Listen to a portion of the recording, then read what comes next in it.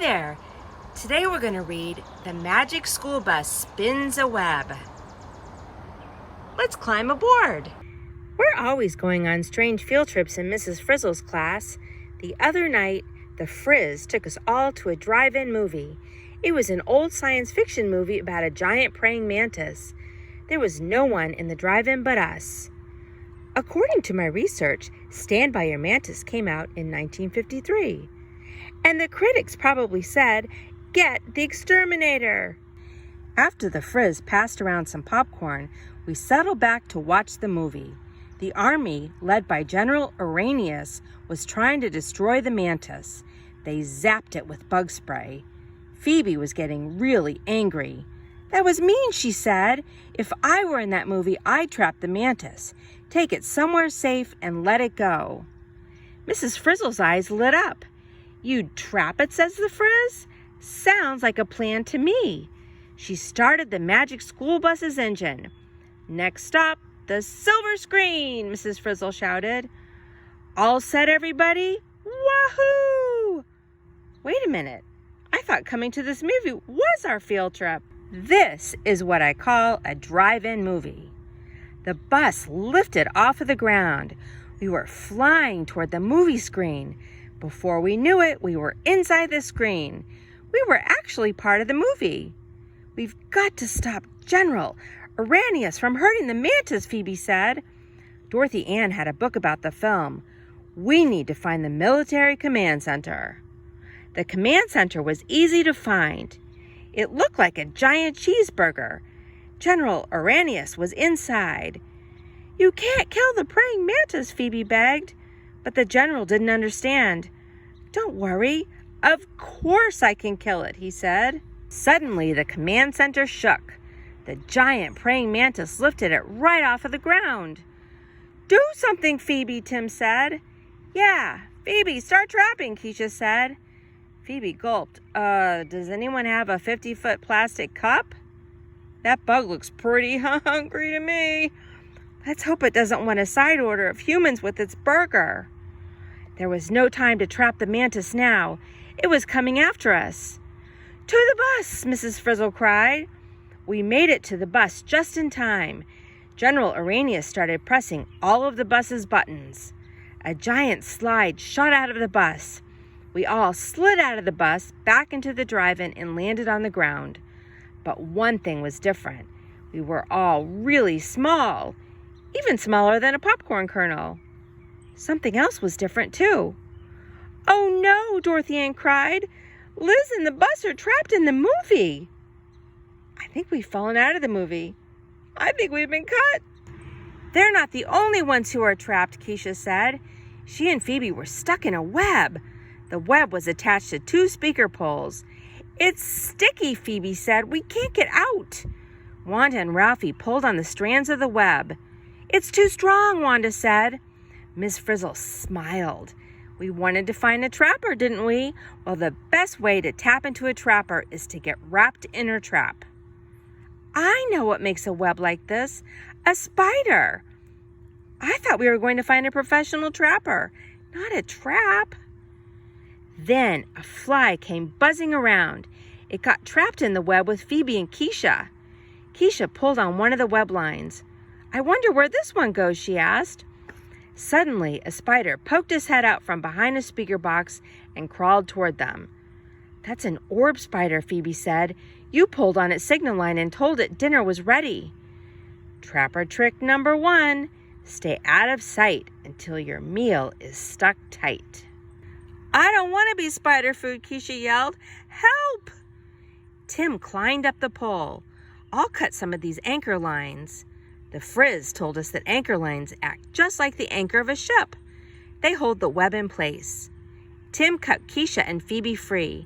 They slid down the web to the ground. "Phew," Keisha said. "That spider came out of nowhere." "That was pretty amazing," Carlos said. "The web has a built-in fly alarm." "And some lines aren't sticky," Ralphie added.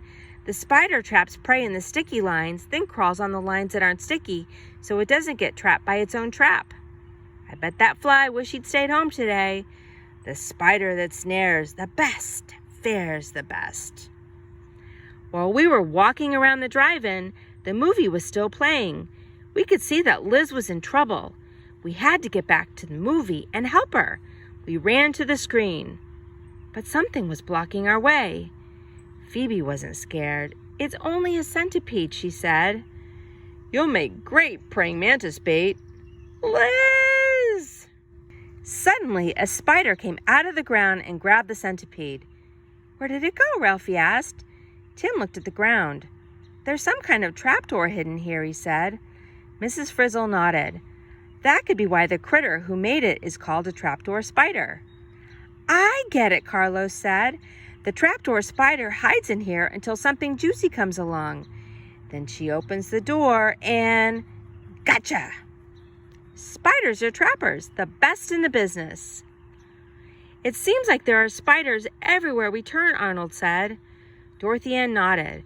"According to my research, you're never more than 3 feet away from a spider," she said. "We've got more trouble," Wanda cried. "Beetle at 6 o'clock!" The beetle ran after the trapdoor spider. The spider crawled back into its hole and shut the door. "The spider won't let him in," Wanda said.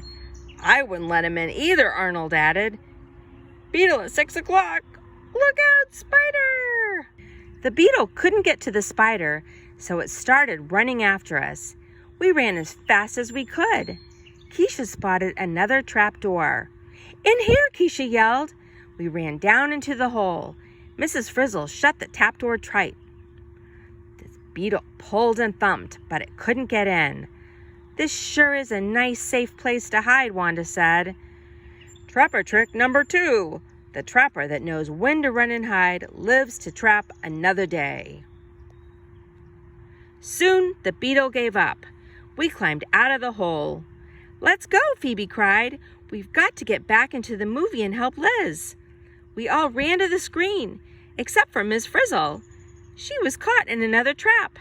A spider was hanging upside down from a tree. It was holding onto a web shaped like a pouch, and Miss Frizzle was trapped inside. "Say hello to the Dinopsis spider, trapper extraordinaire," Miss Frizzle said. "She doesn't wait for the food to come to her trap. She takes her trap to the food." The Dinopsis spider lifted Miss Frizzle off of the ground. "I've been invited to dinner." "You mean you're going to be dinner?" Tim, Dorothy Ann, Wanda, and Ralphie grabbed onto Miss Frizzle's feet. They were too heavy for the spider. It let go of Miss Frizzle. Tim cut her loose from the web. We ran back to the screen. Liz used her tail to hit a button. A giant hose came out of the bus and sucked us back into the movie. We were too late. General Iranius grabbed Liz and drove off in a pizza delivery car. He was going to use Liz to catch the praying mantis. "We've got to stop General Iranius before he gets to the mantis," Wanda said. "Only a giant spider could trap that general," Arnold said. Phoebe's eyes lit up. "Arnold, that's a great idea, isn't it, Miss Frizzle?" Miss Frizzle nodded. "Come on, bus, do your stuff." "Arnold, you're a genius." "But I was just kidding." The Frizz pressed a button and the bus started turning into a giant spider. "8 legs?" Mrs. Frizzle asked. "Check," Phoebe said. "Spider silk spinners?" Miss Frizzle asked. "Check," Phoebe said. "Then buckle up, class," said Miss Frizzle. "Trapping season has just begun." We hid the bus on the ground under a trapdoor. When we heard the general's car speed by, we made our move. But the general got away. Wanda scratched her head. Why didn't it work? For prey on the ground, use a trap on the ground. Phoebe pointed to the sky where the general escaped in a helicopter. "Except our prey wasn't on the ground," she said. "We'll have to try again." What did we learn from this? Never order mushrooms and anchovies on the same pizza? To trap prey in the air, we need a spider web, Phoebe said. "Prepare Operation Orb Spider Bus," Miss Frizzle cried. We used one of our silk spinners to spin a web between 2 trees. "First, the radial lines," Miss Frizzle ordered. "Those are straight lines that form rows," Phoebe explained. "The other lines are woven between them. Then we wove web lines through the radial lines in a spiral shape. Finally, we switched spinners and used sticky threads to spin a spiral in the center of the web." "I think I'm going to be sick," said the spider and Bus. We finished the web just in time. It worked! General Arrhenius got stuck on the sticky web strands. But not for long. He jumped out of his shoes and slid onto a strand that wasn't sticky.